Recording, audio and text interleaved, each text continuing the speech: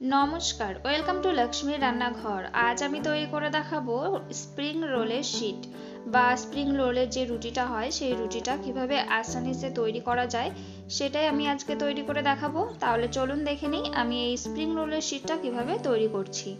এখানে আমি ময়দা নিয়ে নিয়েছি, 1 কাপ মতো ময়দা নিয়েছি। এখানে আপনারা যে পরিমাণে বানাতে চান সেই পরিমাণ হিসাবে এখানে ময়দাটা ব্যবহার করবেন।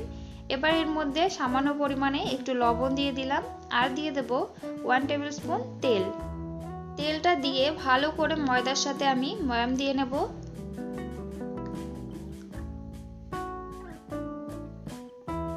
ভালো করে আমি ময়াম দিয়ে নিয়েছি। এবার এর মধ্যে অল্প অল্প জল দিয়ে একটা শক্ত ডো তৈরি করে নেব।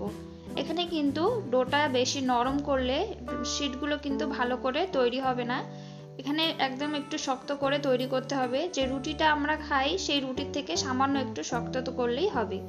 আমি এবারে এটাকে ঢাকা দিয়ে 10 মিনিটের জন্য রেস্টে রেখে দেব। 10 মিনিট পর ঢাকাটা তুলে নিয়েছি। দেখুন এটা কিন্তু আগের থেকে অনেকটাই নরম হয়ে গেছে। আর যদি বেশি নরম করে আটাটা মাখা হয় তাহলে কিন্তু আরও বেশি নরম হয়ে যাবে। এবার আমি ডোটাকে আরও 1 থেকে 2 মিনিট ভালো করে একটু মেখে নেব হাতের সাহায্যে। আর এখান থেকে আমি লেচি করে নেব।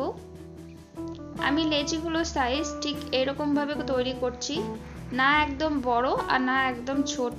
যেরকম পুরি তৈরি করি সেই পুরির থেকে সামান্য একটু বড় করে লেচিগুলোকে তৈরি করে নিতে হবে। যদি বড় করে তৈরি করা হয় তাহলে কিন্তু শিটগুলো অনেক মোটা মোটা হয়ে যাবে। এখানে আমার 8টা লেচি তৈরি হয়েছে। এবার আমি ওখান থেকে একটা লেচি নিয়ে নিয়েছি। এবার এটাকে আমি বেলে নেব। একদম পাতলা বা একদম মোটা বেলবো না, মিডিয়াম করে এটাকে বেলে নেব আমি।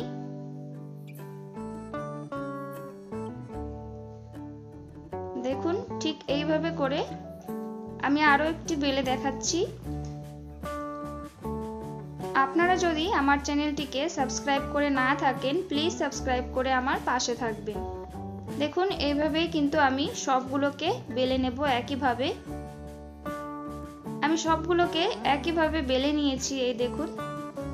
এবার আমি একটা রুটির উপরে আমি একটু তেল দিয়ে দেব।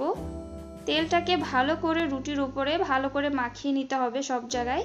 তেলটা ভালো করে মাখিয়ে নেওয়ার পরে এর উপরে আমি দিয়ে দেব একটু গুঁড়ো ময়দা। ময়দাটা দিয়ে এর উপরে কিন্তু আমি আবার একটা রুটি দিয়ে দেব। এখানে আমি 8টা রুটি বানিয়েছি। আমি কিন্তু 4টে 4টে করে আলাদা করে রুটিটাকে বেলবো। তো তার উপরে আমি আরেকটু তেল দিয়ে ভালো করে সব জায়গা মেখে নেব। আবার ময়দা দিয়ে এইভাবে আমি 4টে রুটি একটার পর একটা দিয়ে দেব।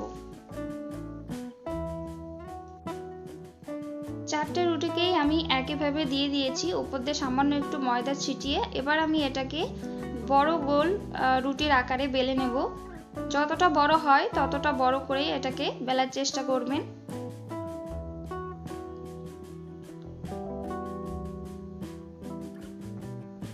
আমি এটা ভালোভাবে বেলে নিয়েছি, দেখুন ঠিক এইরকম ভাবে। এবার একটা তাওয়া নিয়ে নিয়েছি। এখানে মিডিয়াম আঁচে রেখে আমি যে রুটিটা বেলেছি সেটা তাওয়ার মধ্যে দিয়ে দেব। আর এটা কিন্তু একটু ঘন ঘন উল্টে নিতে হবে, বেশিক্ষণ তাওয়াতে একই পাশে রাখা যাবে না, তাহলে কিন্তু পুড়ে যাবে। এটাকে উল্টে পাল্টে সামান্য সামান্য করে যদি এপাশ ওপাশ উল্টে নেওয়া হয় তখন কিন্তু এমনিতেই একটার পর একটা ছেড়ে যাবে। দেখুন এভাবে ধরে আস্তে আস্তে এটাকে খুলে নিতে হবে। একটা একটা রুটি একটু সাবধানে খুলে নিতে হবে যেহেতু এটা খুব গরম। এপাশ ওপাশ উল্টে আমি প্রত্যেকটা শিটকে এভাবে আলাদা আলাদা করে নেব। কতটা আসানিসে বেরিয়ে যাচ্ছে দেখুন। আর এটা কিন্তু অনেকটাই পাতলা হয় তৈরি। হালকা করে এখানে ছেঁকে নিতে হবে আর এইভাবে শিটগুলোকে খুলে নিতে হবে। দেখুন এটা কতটা পাতলা হয়েছে। আপনারা কিন্তু এটা স্টোর করেও রেখে দিতে পারেন। আমি একইভাবে সবগুলোকেই কিন্তু এইভাবে ছেঁকে আর আলাদা করে তুলে নেব। দেখি কতটা পাতলা হয়েছে। তৈরি হয়ে গেছে স্প্রিং রোলের শিট। আপনাদের এই রেসিপিটি কেমন লাগলো অবশ্যই কমেন্ট করে জানাবেন। ভিডিওটি ভালো লাগলে লাইক, শেয়ার এবং সাবস্ক্রাইব করে আমার পাশে থাকবেন।